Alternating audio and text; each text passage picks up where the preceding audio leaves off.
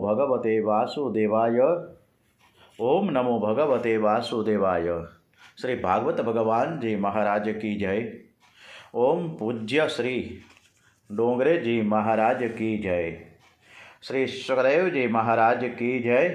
ओम श्री व्यास नारायण भगवान की जय। द्वारिकाधीश की जय। श्री कृष्ण कन्हैया लाल की जय। बांके बिहारी महाराज की जय।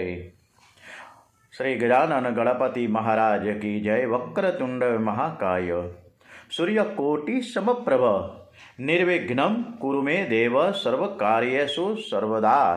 ओम श्री गम गणपते नमो नमः। सौनु करो कल्याण हे दयाळु प्रभु, सौनु करो कल्याण। नर नारी पशु पक्षीनी સાથે જીવ જંતુનું તમામ જગતના વાસીઓ સૌ સુખ ભોગવે આનંદે આઠે જામ। દુનિયામાં દર્દ દુકાળ પડે નહીં, લડે નહીં કોઈ ગામ। સર્વ જગે સુખાકારી વધે વળી વધે ધનધાન્ય, કોઈ કોઈનું બુરું ન ઈચ્છે, સૌનું ઈચ્છે સૌ સમાન। પોતપોતાના ધર્મ પ્રમાણે સર્વ ભજે ભગવાન। ઓમ नमो भगवते वासुदेवाय। सर्वे भवन्तु सुखिनः सर्वे सन्तु निरामयाः। ओम दसम स्कंद तरफ આપણે આગળ વધીએ છીએ। ઉત્તરાર્ધ સરસ મજાની શ્રીમદ ભાગવત કથા અમૃતમાં આપણી આજની કથા શ્રી કૃષ્ણ અર્પણ કરીએ। આપણી આ કથા છે એ કૃષ્ણ પરમાત્મા સ્મિત હાસ્ય સાથે ખૂબ સરસ રીતે સાંભળે છે એવા ભાવ સાથે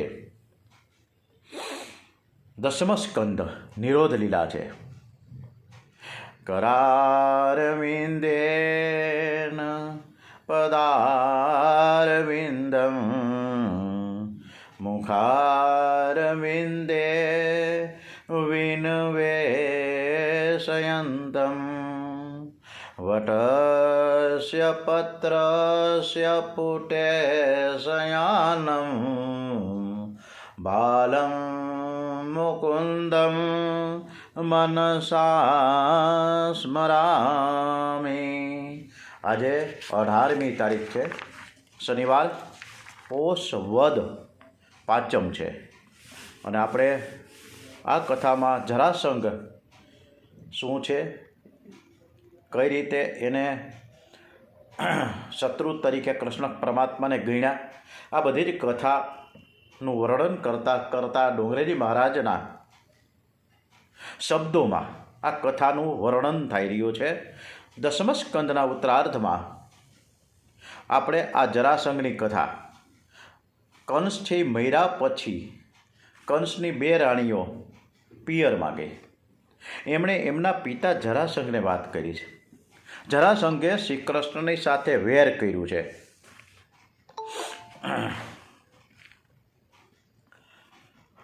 જરાસંઘ 23 અક્ષોણી સેના ભેગી કરીને મથુરામાં યુદ્ધ કરવા આવ્યો।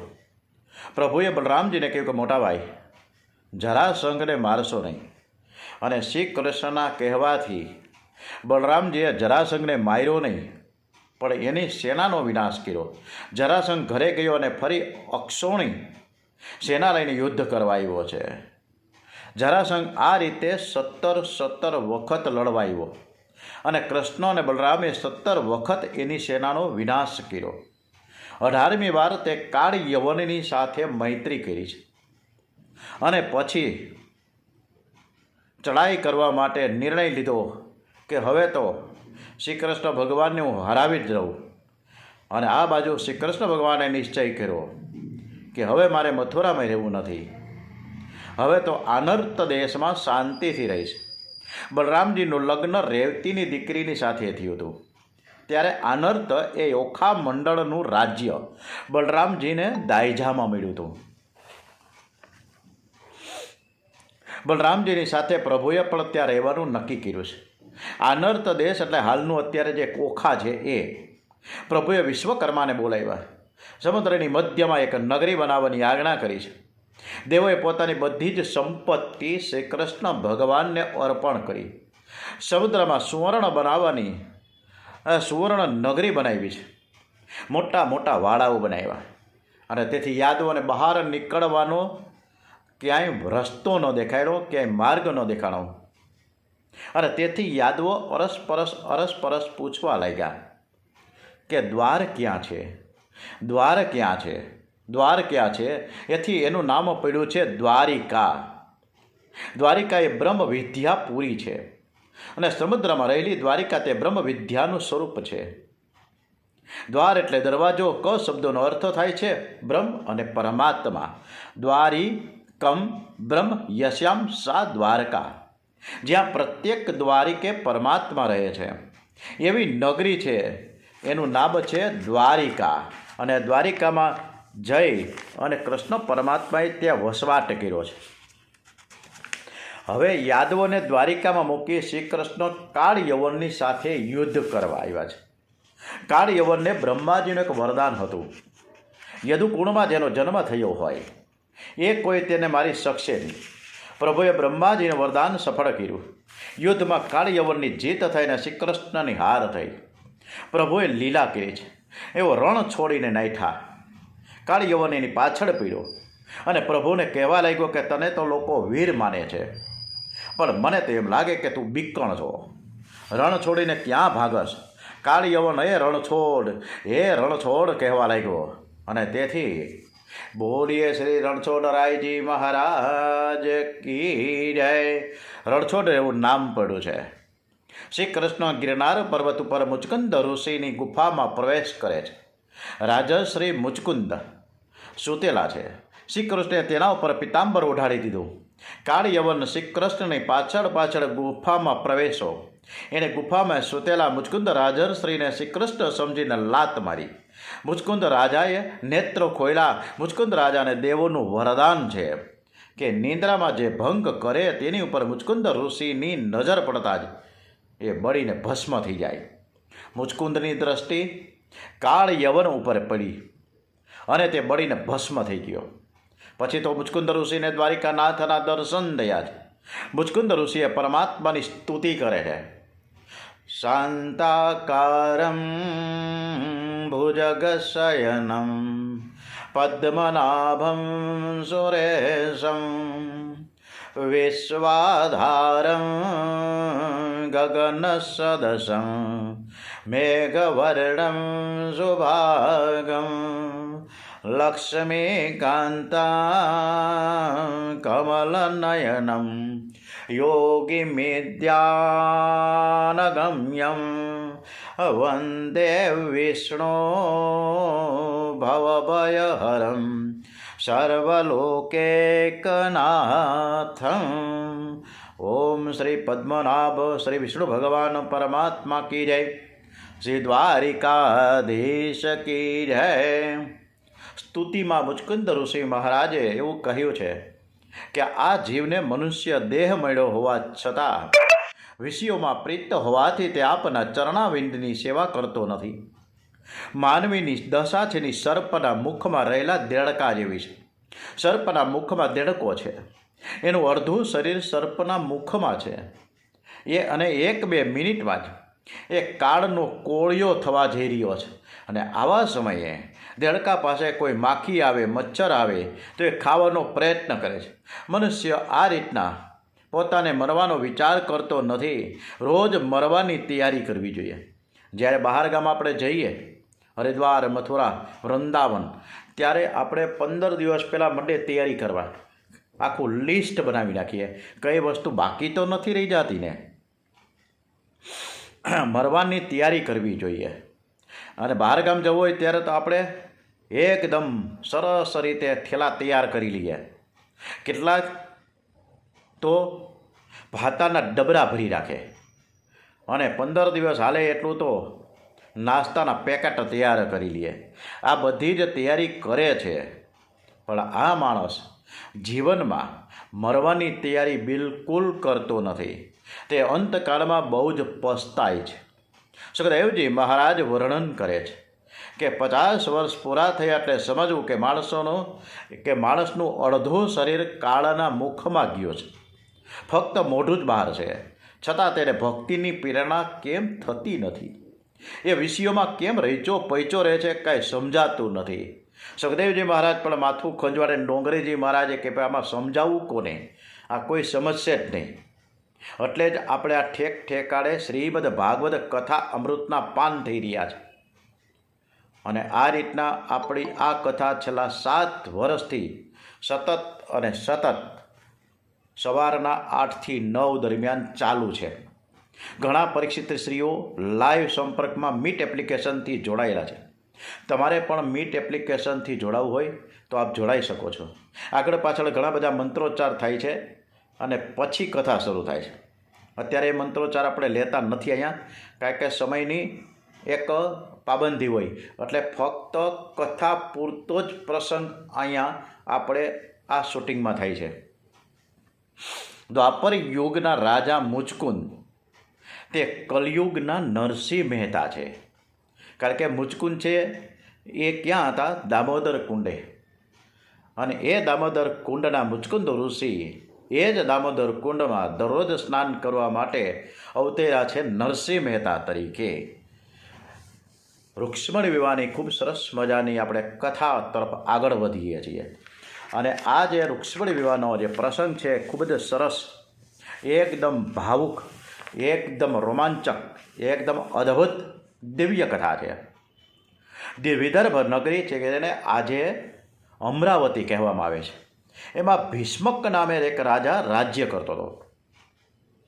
એને 5 પુત્ર અને 1 કન્યા. રાજાના મોટા પુત્રનું નામ છે એ રૂકમી અને કન્યાનું નામ છે રૂકમણી. રૂકમણીજી સાક્ષાત લક્ષ્મીજી રૂપે પ્રગટ થયા હતા. રૂકમણીજીની માતાનું નામ શુદ્ધમતી. અને જ્યાં મતિ શુદ્ધ હોય, જ્યાં બુદ્ધિ શુદ્ધ હોય, ત્યાં મહાલક્ષ્મી આવે છે.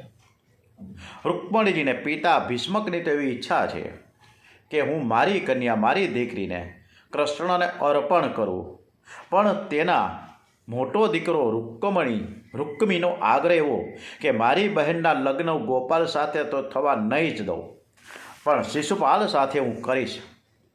રૂકમણીજીને જ્યારે ખબર પડી કે મારો ભાઈ જબરજસ્તીથી મારા લગ્ન શિશુપાલની સાથે કરવા માંગે છે, ત્યારે ઘણું એને દુઃખ થયું. રૂકમણીજીને શિશુપાલની સાથે લગ્ન કરવાનું ઠીક લાગ્યું ન હતું. એમને તો પરમાત્માની સાથે પરણવું છે. અંતઃપુરમાં એક સુદેવ નામનો બ્રાહ્મણ આવતો જતો હતો.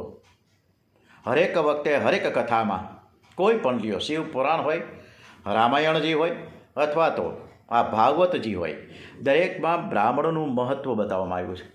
બ્રાહ્મણને જ આગળ કર્યા છે. બ્રાહ્મણના જ સ્વરૂપ ધારણ કરીને દેવી દેવતાઓ પ્રગટ અમુક પ્રસંગે થયા છે. એ આપણે આગલી કથાઓમાં આવ્યું છે. અને આ સુદેવ નામનો બ્રાહ્મણ હતો. એણે બ્રાહ્મણને બોલાવ્યો કે મહારાજ, મારું એક તમે કામ કરશો. મારી ઈચ્છા શ્રી કૃષ્ણની સાથે લગ્ન કરવાની છે. મેં 7 શ્લોકનો એક મંત્ર લખ્યો છે. એ તમારે દ્વારિકા જઈને શ્રી કૃષ્ણને અર્પણ કરવાનો છે. મારા માટે તમે થોડી ભલામણ કરજો.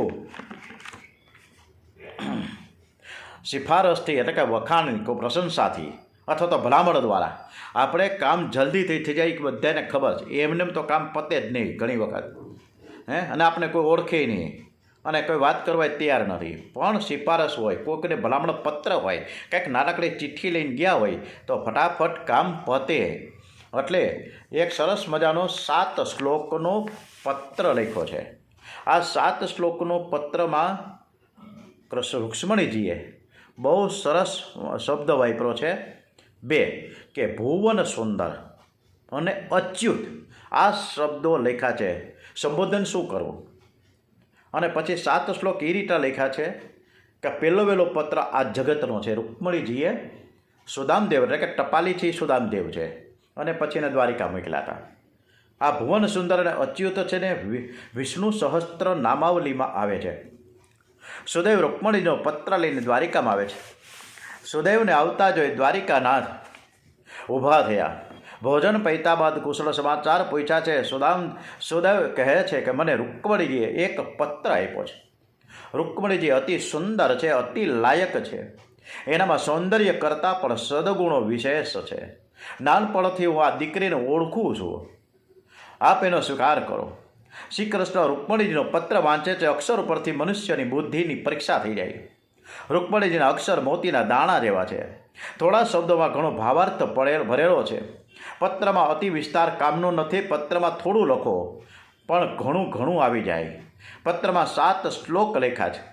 6 શ્લોકમાં શ્રી કૃષ્ણના 6 શુદ્ધ ગુણોનું વર્ણન કર્યું છે, જેમ કે ઐશ્વર્ય, વીર્ય, યશ, જ્ઞાન, વૈરાગ્ય અને 7મા શ્લોકમાં શરણાગતિ છે. જીવ અતિ દીન બનીને પ્રભુને શરણે જાય તો પ્રભુ તેને ઉપેક્ષા નહીં કરે. વિષ્ણુ સહસ્ત્ર નામના પાઠમાં ભગવાનના નામ આવે છે. એમાં અચ્યુતે આવે છે, જે અચ્યુત એટલે કે જેને કામનો સ્પર્શ નથી, જે પૂર્ણ નિષ્કામ છે. શ્રી કૃષ્ણ નિષ્કામ છે, તેથી તેને અચ્યુત કહેવામાં આવે છે. અને આ સૂર્ય વિના કોઈ દિવસ અંધકાર દૂર થાય જ નહીં. સૂર્યને અંધકારનો સ્પર્શ થાય નહીં. એમ શ્રી કૃષ્ણ પાસે કામ આવી શકે નહીં. રૂકમણીજીએ બીજું સંબોધન પણ લખ્યું છે કે ભુવન સુંદર, શ્રી કૃષ્ણ સમાન કોઈ સુંદર નથી. શ્રી કૃષ્ણ અતિ સુંદર છે. કરોડો સૂર્ય કરતાં પણ શ્રી કૃષ્ણ સુંદર છે, પ્રકાશમય છે અને આનંદ આપનાર છે, તેજોમય છે. સંસારમાં જે કોઈ સુંદરતા ભાસે છે તે કૃષ્ણના સૌંદર્યનો અંશ માત્ર છે. રૂકમણીજી કહે છે કે મારે હવે પાર્વતીનું પૂજન કરવા હું જાઉં, માં ભવાનીના દર્શન કરવા જાઉં, એમને પગે લાગી લઉં, એના આશીર્વાદ લઉં અને પછી તમે જે ભવાની માતાજીનું મંદિર હોય ત્યાં પાદરમાં, ત્યાં વિદર્ભ નગરીના પાદરમાં આજે પણ પાર્વતી માતાજીનું મંદિર છે, ત્યાં તમે આવી જાજો અને હું તમારા રથમાં તમે મને બેસાડીને લઈ જજો. મને વિશ્વાસ છે કે આ દાસીનો તમે અવશ્ય સ્વીકાર કરજો. કદાચ મારા અલ્પ પુણ્યને કારણે તમે મારો આ જન્મમાં સ્વીકાર ન કરો તો હું આપને મેળવવા માટે બીજો જન્મ લઈશ. અરે 100 જન્મ લઈશ, અરે 1000 જન્મ લઈશ, પણ તમને વરીશ તો તમને જ. जन्म जन्म का साथ है निभाने को, 100 बार जन्म लूँगा. આ એમનું મન કહે છે રૂકમણીજીનું કે 1000 વાર નહીં, લાખો વાર કદાચ મારે જન્મ લેવા પડે, પરંતુ વરીશ તો હું તમને જ. અને જ્યારે મારી દ્રઢ ભક્તિ હશે, જ્યારે મારી દ્રઢ ભક્તિ તમારી સામે સમર્પિત થઈ જશે, ત્યારે તમે શું કરશો? તમારે મારો સ્વીકાર કરવાનો જ રહ્યો. પ્રભુએ પત્ર વાંચ્યો, ખૂબ જ આનંદિત થયા છે. શ્રી કૃષ્ણ કેવા સરળ છે, સ્પષ્ટ કહી દીધું કે હું કન્યાને જાણું છું. એના વખાણ મેં સાંભળ્યા છે. મારી ઈચ્છા પણ એ જ કન્યાની સાથે લગ્ન કરવાની છે. જ્યારથી મેં સાંભળ્યું છે કે આ કન્યાના લગ્ન શિશુપાલ સાથે થવાના છે, ત્યારથી મારી ભૂખ અને ઊંઘ બંને ઉડી ગયા છે. જેવું મનમાં હોય એવું બોલો, મન, વાણી અને ક્રિયામાં એક બનો. આવી વ્યક્તિ શ્રી કૃષ્ણને ગમે છે. પરમાત્માએ દારૂક સારથીને બોલાવ્યા છે.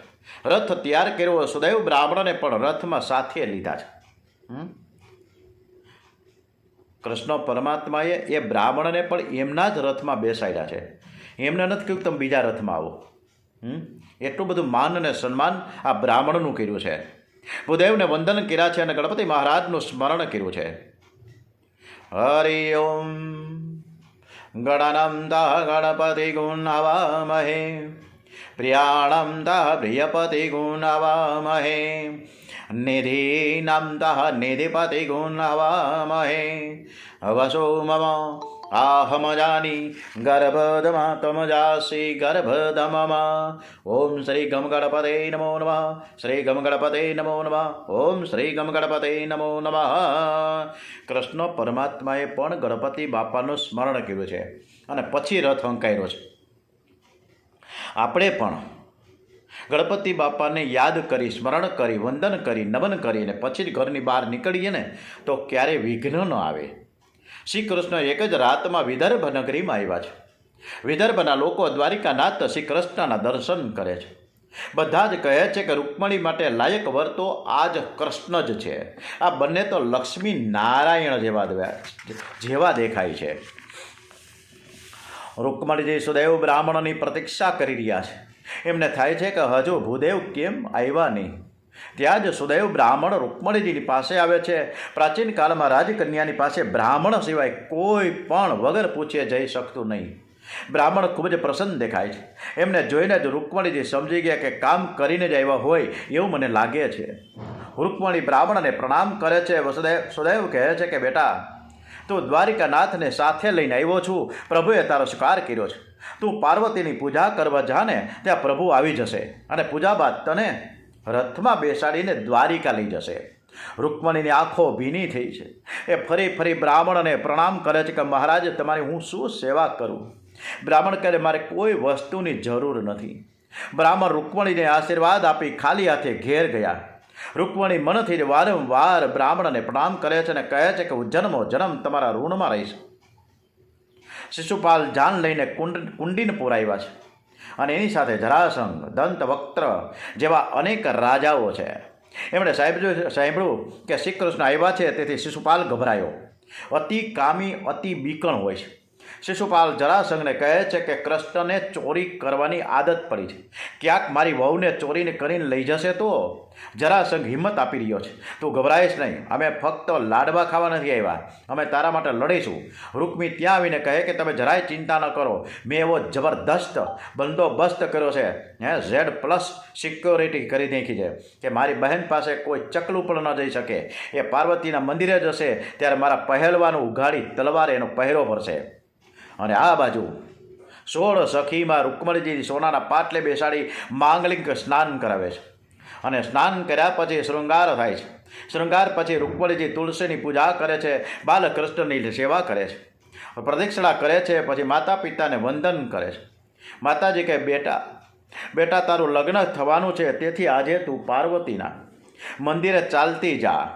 પિતા આશીર્વાદ આપે છે, આ કન્યા જેને ઘેર જશે તે બહુ જ સુખી થશે. તેવો આ કન્યાનો યોગ છે.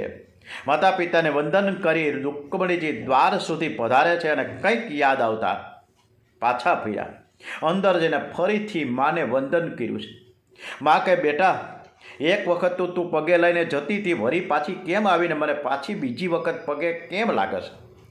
રૂકમણી મનમાં વિચાર કરે કે પાર્વતીની પૂજા કર્યા પછી હું દ્વારિકા જવાની છું, ઘેર તો આવવાની નથી. હવે માને ઘેર ફરી મારે ક્યારે આવવાનું થાય? તેથી તે માને વારંવાર વંદન કરે છે. પછી તો 16 સખીઓ સાથે રૂકમણીજી ધીરે ધીરે ધીરે ચાલે છે. પદા ચલંતે કલહંસગામિની, હંસ જેવી ચાલ છે. દેશ દેશના રાજાઓ રૂકમણીજીને જોવા આવ્યા છે. બધા જ પહેલવાનો ઘેરો ઘાલીને ચાલે છે. રૂકમણીના દર્શન એટલે તો કોઈને થતા નથી, તેથી રાજાઓ પાર્વતીજીના મંદિરની પાસે જઈને ઊભા રહ્યા. રૂકમણીજી પાર્વતીજીની પૂજા કરે છે, પણ પાર્વતીજીની મૂર્તિમાં તેમને દ્વારિકા નાથ દેખાય છે. આ છે અનન્ય ભક્તિ. એવો માતાજીના ચરણમાં માથું મૂકીને કહે છે, મા, મને શ્રી કૃષ્ણ પતિ મળે એવું તમે કંઈક કરો. પાર્વતીજીના ગળામાં સુંદર પુષ્પની માળા હતી, તે એકદમ રૂકમણીજીના માથે પડી. રૂકમણીજી પૂજા કરી મંદિરની બહાર આવ્યા છે. તેઓ ધીરે ધીરે પગથિયા ઉતરે છે. રાજાઓ રૂકમણીજીને તાકીને જોવા લાગ્યા છે. રૂકમણીજીને આ ઠીક લાગતું નથી. વિચાર કરે તો હું તો સર્વની માં છું અને મારા બાળકો મને કામ ભાવથી જુએ છે. માતાજીને વંદન કરે તો માતાજી કલ્યાણ કરે, પણ માતાજીને કામ ભાવથી જુએ તો માતાજી ક્રોધિત થાય છે. રૂકમણીજીને ક્રોધ આવ્યો છે. આંખમાંથી એકદમ તેજ પ્રગટ થયું અને જે રાજાઓને સહન ન થયું અને તેઓને મૂર્છા આવી ગઈ. અને એ જ તેજ છે શ્રી કૃષ્ણ. આ તેજ છે શ્રી કૃષ્ણ વિના કોઈ સહન ન કરી શકે. અને એ જ સમયે પ્રભુ સારથીને કહે કે રથ લઈ જા. સારથી નીચે પડેલા રાજાઓ ઉપરથી રથને કૂદાયો. રથ મંદિર પાસે આવ્યો. રૂકમણીજીએ ગરુડ ધ્વજવાળો રથ જોયો અને તે દોડતા દોડતા ગયા. પ્રભુ હાથ પકડીને રૂકમણીને રથમાં બેસાડીને દ્વારિકા નાથનો રસ્તો પકડ્યો.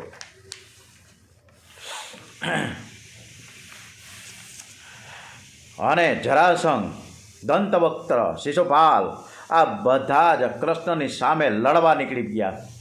આ બાજુ દાઉદજી મહારાજ પર દ્વારિકામાં ખબર પડી ગઈ કે મારો ભાઈ એકલો ગયો છે અને વિદર્ભ નગરીમાંથી એક જે બ્રાહ્મણ આવ્યો એની સાથે ગયા છે. ઉતાવળે ગયા છે એટલે કંઈક હશે.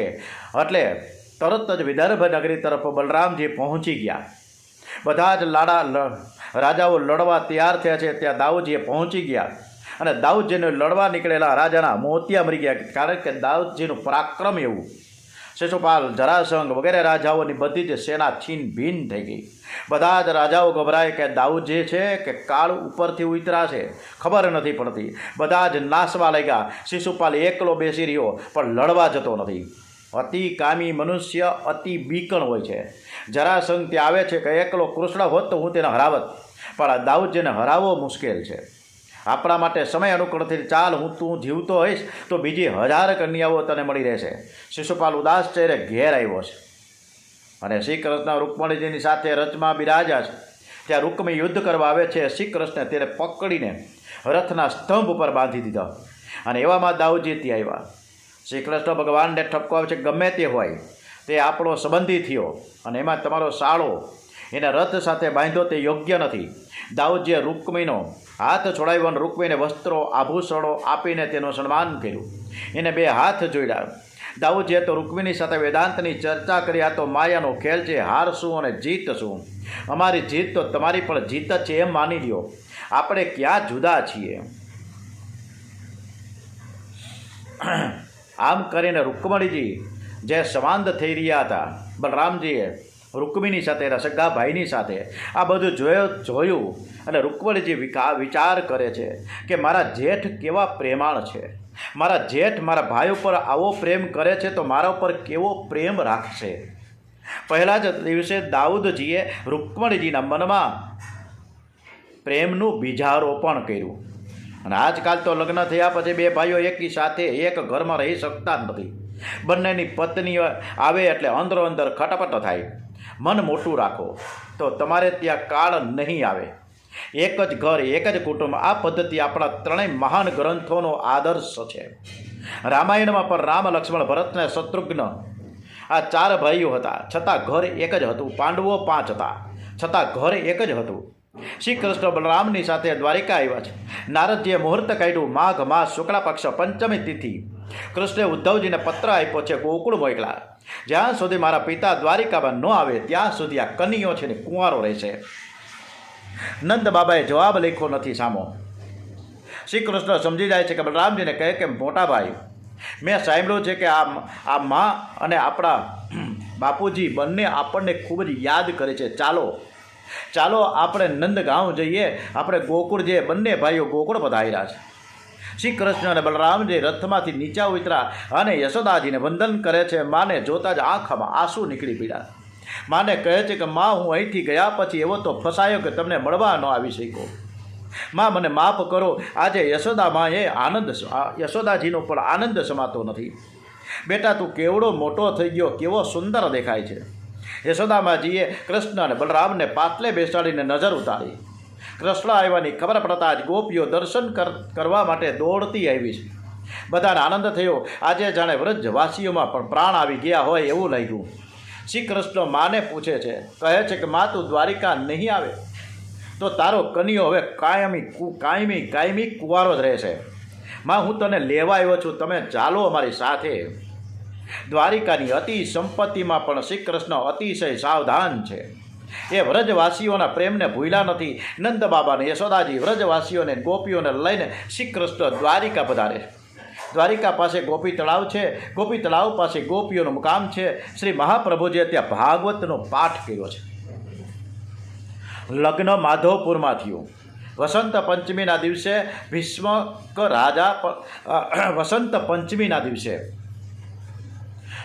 રાજા પણ ત્યાં આવ્યા છે. શ્રી કૃષ્ણ રૂકમણીજીનું લગ્ન થાય છે. દુર્વાસાના શ્રાપથી દ્વારિકામાં શ્રી કૃષ્ણ અને રૂકમણીજી બિરાજતા નથી, પણ માધવપુરમાં સાથે બિરાજે છે. પરમાત્મા સોનાના સિંહાસનમાં બિરાજ્યા છે. મધુપર્ક વિધિ કરી રૂકમણીજીને માયરામાં પધરાવ્યા છે. બ્રાહ્મણો સ્વસ્તિ વાચન કરે છે. વ્રજવાસીઓ અંતરપટ ધારણ કર્યો છે. કસ્તુરી તિલકમ લલાટ પટળે વક્ષસ્થળે કૌસ્તુભમ નાસાગ્રે વરમૌક્તિકમ કરતલે વેણુ કરે કંકળમ સર્વાંગે હરિચંદનમ સુરિશ્લિતમ કંઠે ચ મુક્તાવલિ ગોપસ્ત્રી પરિવેષ્ટિતો વિજયતે ગોપાલ ચૂડામણી.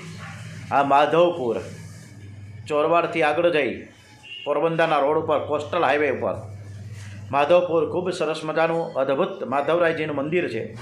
ત્યાં દર વર્ષે ચૈત્ર સુદ નોમથી ચૈત્ર નોમ, દસમ, 11, 12 ને 13 5 દિવસનો બહુ ભવ્ય ઉત્સવ થાય છે.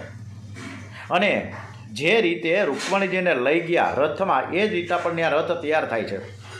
અને 12ને દિવસે રાત્રે ત્યાંથી રથ એ પાદરના ચોકમાંથી રથ હંકારે. રથ એટલે અત્યારે જીપ હાઈ ક્લાસ તૈયાર થઈ ગઈ છે ત્યાં. અને એ રીતના પાછળ બધા લોકો દોડે અને પછી માયરામાં પધારે. એ મધુવનમાં લગ્ન થાય. રાતના લગભગ 10 વાગ્યાથી ચાલુ થાય, 1 વાગે આ વિધિ સંપન્ન થાય. ખૂબ જ અદ્ભુત આ વિધિ થાય છે. માધવપુરના દર્શન કરવા માટે બધાએ એક વખત જવું જ જોઈએ. ત્યાં માધવરાયજીની સાથે રૂકમણીજી બીજા બિરાજમાન છે. અને એકદમ 5 દિવસનો વિધિવત કાર્યક્રમ થાય છે. એટલે આ માણવા માટે જેમને ઈચ્છા હોય તો એ ચૈત્ર સુદ નોમથી 13 સુધી, 13ને દિવસે એ પિયરમાંથી રિટર્ન થાય પાછા હતા ત્યાં મંદિરે માધવપુરમાં. વાતે ગાતે ફુલેકું નીકળે. ઓકે, 3 દિવસ નોમ, દસમ ને 11 માધવરાયજી એટલે કે વરરાજાનું પણ ફુલેકું સરસ નીકળે. અને જ્યારે નીકળે ત્યારે અબીલ ગલાલના થોક બંધ ઢગલા થઈ જાય આખા રોડ ઉપર. આખી પેની ઢંકાઈ જાય એટલા બધા રોડ અબીલ ગલાલ અને કંકુથી ન્યોછાવર થઈ જાય. એટલો સરસ મજાનો ઉત્સવ ભવ્યાતિ ભવ્ય ઉજવાય. લક્ષ્મી નારાયણનો જય જયકાર થાય છે. રૂકમણીજી સાક્ષાત મહાલક્ષ્મી છે અને કૃષ્ણ સાક્ષાત નારાયણ છે. રૂકમણીજીની સાથે શ્રી કૃષ્ણ સુવર્ણ સિંહાસન પર બિરાજા છે. અને શ્રી કૃષ્ણ સાથે રૂકમણીજીના દર્શન કરતા ગોપીઓને અતિ આનંદ થયો. એમનું ધ્યાન કરતી ગોપીઓ પરમાત્માના ચરણોમાં લીન થઈ ગઈ. ગોપીઓના શ્રીઅંગની માટી થઈ અને એનું બન્યું ગોપી ચંદન. હવે રૂકમણીજીની ઘેર પ્રદ્યુમ્નનું પ્રાગટ્ય થયું. પ્રદ્યુમ્ને શંબાસુરનો વધ કર્યો છે. ભગવાનનું બીજું લગ્ન સત્યભામા સાથે થયું. ત્રીજું લગ્ન ભગવાન સ્વમંતક મણી શોધવા ગયા ત્યારે જાંબુવનની કન્યા જાંબુવતી સાથે થયું. ભગવાનનું ચોથું લગ્ન યમુનાજીના અંશમાંથી થયેલી કાલિંદીની સાથે થયું. 5મું લગ્ન મિત્રવિંદાજી સાથે થયું. 6ઠું લગ્ન નાગનજતી સાથે થયું. અને ભગવાનનું 7મું લગ્ન ભદ્રાજી સાથે અને 8મું લગ્ન લક્ષ્મણાજી સાથે થયું છે. આમ ભગવાનની 8 પટરાણીઓ છે. એક અધ્યાયમાં 16,000 કન્યાઓ સાથેના લગ્નની પણ કથા છે. ભૌમાસુરે 16,000 કન્યાઓને કેદમાં રાખેલી. આ 16,000 કન્યાઓ વેદની ઋચાઓ છે. અને આ વેદની જે ઋચાઓ છે એટલે કે 16,000 કન્યાઓની સાથે કૃષ્ણ ભગવાને લગ્ન કર્યા. એની પણ એક કથા બહુ સરસ છે કે ભૌમાસુરને એની દાનત બગડેલી, તે રાજકન્યાઓને કેદમાં રાખે છે. ભગવાન શ્રી કૃષ્ણ ભૌમાસુરને મારીને રાજકન્યાઓને કારાગૃહમાંથી છોડાવે છે. પરંતુ આ કન્યાઓ ભૌમાસુરના કેદખાનામાં રહેલી એટલે જગતનો કોઈ પુરુષ એની સાથે લગ્ન કરવા તૈયાર થતો નથી. બધા જ ના પાડે છે, તિરસ્કાર કરે છે. નિરાધારના આધાર તો ભગવાન જ છે. મનુષ્યને માથે ઘણીવાર દુઃખ આવી પડે ત્યારે એવું બોલે છે કે જગતમાં મારું કોઈ નથી. આપણે બધા જ આવા શબ્દો બોલીએ છીએ. અને ત્યારે પ્રભુને બહુ જ ખોટું લાગી જાય છે. પ્રભુ કહે છે કે તને ખબર નથી, તું મંદિરમાં મારા 2-3 વાર દર્શન કરવા આવતો હોઈશ, પરંતુ હું તો તને આખો દિવસ તારા દર્શન કરું છું, તને જોઉં છું. આ 16,000 કન્યાઓ શ્રી કૃષ્ણને શરણે આવી છે. ભગવાન વિચાર કરે છે કે મેં રામાવતારમાં ખૂબ જ મર્યાદા પાડી છે. હવે મારે આ અવતારમાં કોઈ મર્યાદા પાડવી નથી. જેને જે કહેવું હોય તે કહે. ભગવાન 16,000 કન્યાઓની સાથે લગ્ન કરે છે. શ્રી કૃષ્ણ મહાયોગેશ્વર છે. એમણે 16,000 મંડપ પ્રગટ કર્યા છે. 16,000 રાજમહેલ પ્રગટ થયા. શ્રી કૃષ્ણના સ્વરૂપ પણ 16,000 પ્રગટ થયા. ગ્રંથોમાં વર્ણન આવે છે કે યાદવોના કુલગુરુ ગર્ગાચાર્ય લગ્નમાં દેવ, બ્રાહ્મણ અને અગ્નિ આ ત્રણેયની જરૂર પડે છે. પ્રત્યેક લગ્નમાં ગોર મહારાજની જરૂર પડે જ. અને તેથી પ્રભુએ એવી લીલા કરી કે ગર્ગાચાર્ય પણ 16,000 બનાવી દીધા. દરેક મંડપમાં ગર્ગાચાર્ય બેઠા છે. એક જ મુહૂર્તે 16,000 રાણીઓ સાથે વિધિપૂર્વક લગ્ન થયા. શ્રી કૃષ્ણ 16,000 રાણીઓના સ્વામી બન્યા છે. આવી સરસ અદ્ભુત આ કથામાં આ 16,000 રાણીઓના સ્વામી કૃષ્ણ કન્યા લાલ કી જય. ઓમ નમો ભગવતે વાસુદેવાય. ઓમ નમો ભગવતે વાસુદેવાય. શ્રી ભાગવત ભગવાનજી મહારાજ કી જય. ડોંગરેજી મહારાજ કી જય. શ્રી સદૈવજી મહારાજના ચરણોમાં વંદન સાથે આજની કથા સમાપન કરીએ. ફરીથી આવતીકાલે મળીશું અને આપ બધા પણ ખુશી ખુશી આ કથા સાંભળો એવી નમ્ર વિનંતી છે. જય શ્રી કૃષ્ણ.